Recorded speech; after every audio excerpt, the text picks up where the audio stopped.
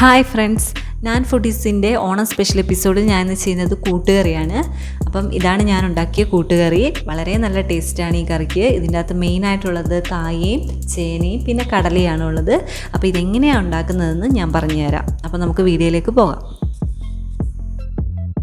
ഇതിനായിട്ട് നമുക്ക് ആദ്യം വേണ്ടത് കടലയാണ്. ഇത് ഞാൻ ഏകദേശം ഒരു 8 മണിക്കൂറോളം വെള്ളത്തിൽ കുതിർത്ത് വെച്ചതാണ്. നന്നായി കഴുകി വെച്ചിട്ടുണ്ട്, നന്നായിട്ട് കുതിർന്നും വന്നിട്ടുണ്ട്.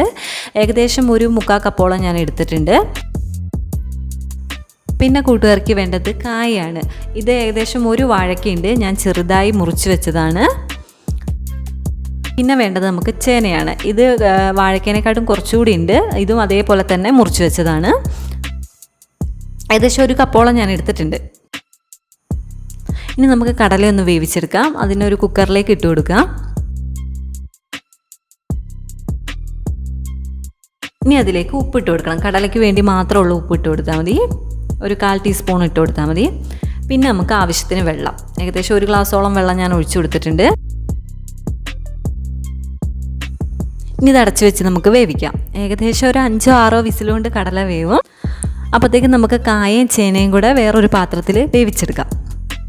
ഇതും കുക്കറിൽ തന്നെ വെക്കാം, പക്ഷെ ഞാൻ വേറെ പാത്രത്തിലാണ്, നമുക്ക് കറി ഉണ്ടാക്കാൻ എളുപ്പത്തിന് വേണ്ടി വേറൊരു പാത്രത്തിലാണ് ഇത് വേവിച്ചെടുക്കുന്നത്. അപ്പോൾ രണ്ടും കൂടെ ഒരുമിച്ചിട്ട് കൊടുക്കുക. ഇനി അത് വേവാനുള്ള വെള്ളം ഒഴിച്ചു കൊടുക്കുക. ഏകദേശം ഒരു 1/2 കപ്പോളം വെള്ളം ഒഴിച്ചു കൊടുത്താൽ മതി. ഇനി അതിലേക്ക് 1/4 ടീസ്പൂൺ മഞ്ഞൾപ്പൊടി ഇട്ട് കൊടുക്കണം. 1 ടീസ്പൂൺ കുരുമുളക് പൊടി ഇട്ട് കൊടുക്കുക. പിന്നെ വേണ്ടത് മുളക് പൊടിയാണ്, അതും 1 ടീസ്പൂൺ ഇട്ട് കൊടുക്കുക. ഇനി ഇതിലേക്ക് ഒരു 1/2 ടീസ്പൂണോളം ഉപ്പിട്ട് കൊടുക്കുക. ഇനി ഇതൊന്ന് നമുക്ക് നന്നായിട്ട് മിക്സ് ചെയ്തെടുക്കാം. ഇനി നമുക്ക് മൂടി വെച്ച് വേവിക്കാം. ഇത് വേവുമ്പോഴത്തേക്ക് നമുക്ക് ഇതിലേക്കുള്ള അരപ്പ് റെഡിയാക്കി എടുക്കണം. അപ്പോൾ അതിനായിട്ട് ഒരു ജാറിലേക്ക് കുറച്ച് തേങ്ങ ഇട്ട് കൊടുക്കുക. അതിലേക്ക് ഒരു 1/2 ടീസ്പൂൺ ചെറിയ ജീരകം ഇട്ട് കൊടുക്കണം. ഇനി ഇത് തേങ്ങയിലേക്ക് കുറച്ച് ഇത് ഒതുക്കിയെടുത്താൽ മതി. അപ്പോൾ അത് തേങ്ങ നനയാനുള്ള വെള്ളം മാത്രം ഒഴിച്ചു കൊടുത്താൽ മതി. എന്നിട്ട് നന്നായിട്ട് നമുക്കൊന്ന് അരച്ചെടുക്കാം. നന്നായിട്ട് അരയേണ്ട, ജസ്റ്റ് ഒന്ന് ഒതുക്കിയെടുത്താൽ മതി. അപ്പോൾ ഇടയ്ക്കൊന്ന് ജാറ് തുറന്ന് ഒന്ന് ഇളക്കി കൊടുക്കണം. സൈഡിലുള്ളതൊക്കെ ഒന്ന് അരഞ്ഞിട്ടാനാണ്. ഇപ്പോൾ ഞാൻ അരച്ചെടുത്തിട്ടുണ്ട്. ഇത് ഏകദേശം ഇതേപോലെ കിട്ടിയാൽ മതി. ജീരകമൊക്കെ ഒന്ന് ചതഞ്ഞ് കിട്ടിയാൽ മതി. തേങ്ങയൊന്ന് ഒതുങ്ങി കിട്ടിയിട്ടുണ്ട്. അപ്പോൾ ഇതിനിടയ്ക്ക് നമുക്ക് ചേനയൊക്കെ ഒന്ന് ഇളക്കി നോക്കണം കേട്ടോ, ചേനയും കായൊക്കെ. അപ്പോൾ അത് നന്നായി തിളയൊക്കെ വന്നിട്ടുണ്ട്. ഇനി നമുക്കിതൊന്ന് ഇളക്കി കൊടുക്കാം.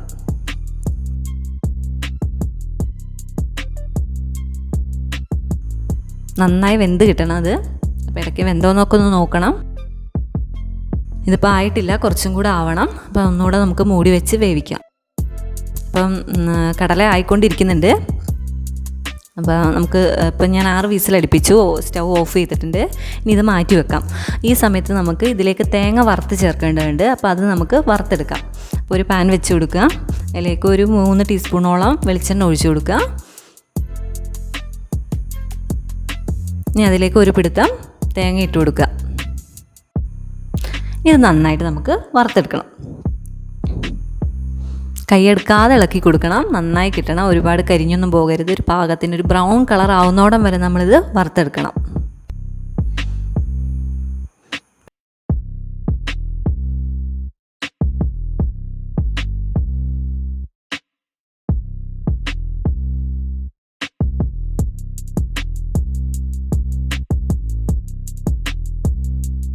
ഇത് ഏകദേശം ആയി വരുന്നുണ്ട്, കുറച്ചും കൂടെ ആവണം.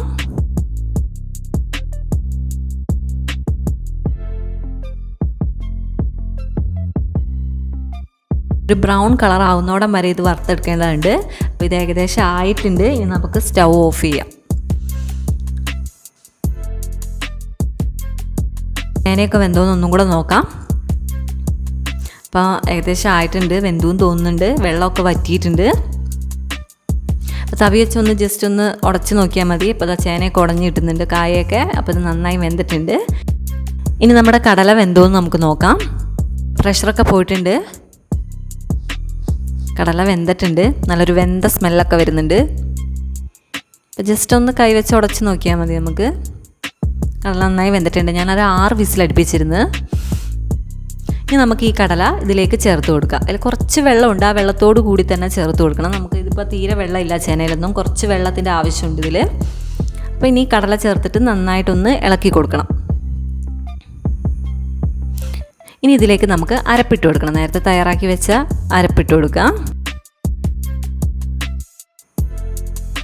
ഇനി അതിലേക്ക് കുറച്ച് കറിവേപ്പിലയും കൂടി ഇട്ട് കൊടുക്കുക. ഇനി വേണ്ടത് ശർക്കരയാണ്. ഇത് നന്നായിട്ട് ഞാൻ പൊടിച്ച് വെച്ചതാണ്. ഇത് ഏകദേശം ഒരു 2.5 ടീസ്പൂണോളം ചേർത്ത് കൊടുക്കുക. കൂട്ടുകാർക്ക് ചെറിയ മധുരമുണ്ട്, അപ്പോൾ അതിനു വേണ്ടിയാണ് ഇത് ചേർക്കുന്നത്. ഇനി നന്നായിട്ട് മിക്സ് ചെയ്തെടുക്കണം.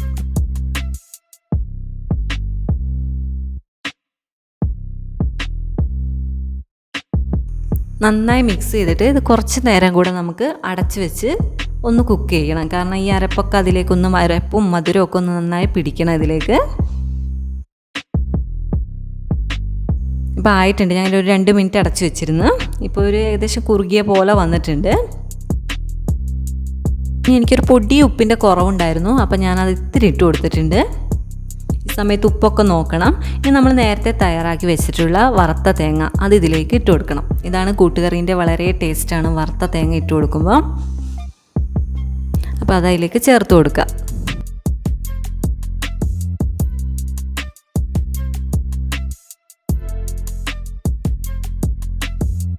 തേങ്ങ ചേർത്തതിന് ശേഷം നന്നായിട്ടൊന്ന് മിക്സ് ചെയ്തെടുക്കണം.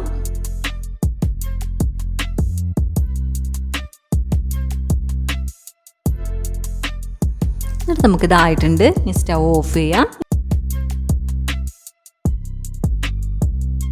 നമുക്കിതിലേക്കുള്ള വറവിട്ട് കൊടുക്കണം. അതിനായിട്ട് വേറൊരു പാൻ വെച്ച് അതിലേക്ക് ഒരു 3 ടീസ്പൂണോളം വെളിച്ചെണ്ണ ഒഴിച്ച് കൊടുക്കുക. 1 ടീസ്പൂൺ കടുക് ഇട്ട് കൊടുക്കുക. കടുക് പൊട്ടുമ്പോൾ അതിലേക്ക് നമുക്ക് വറ്റൽമുളക് ഇട്ട് കൊടുക്കണം.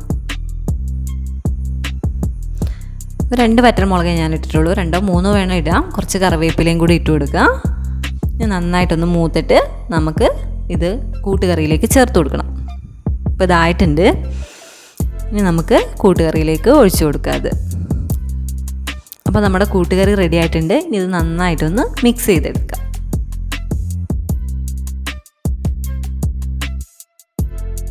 ഞാനിതൊരു പ്ലേറ്റിലേക്ക് മാറ്റുകയാണ്. അപ്പോൾ വളരെ ടേസ്റ്റാണ് കൂട്ടുകറി.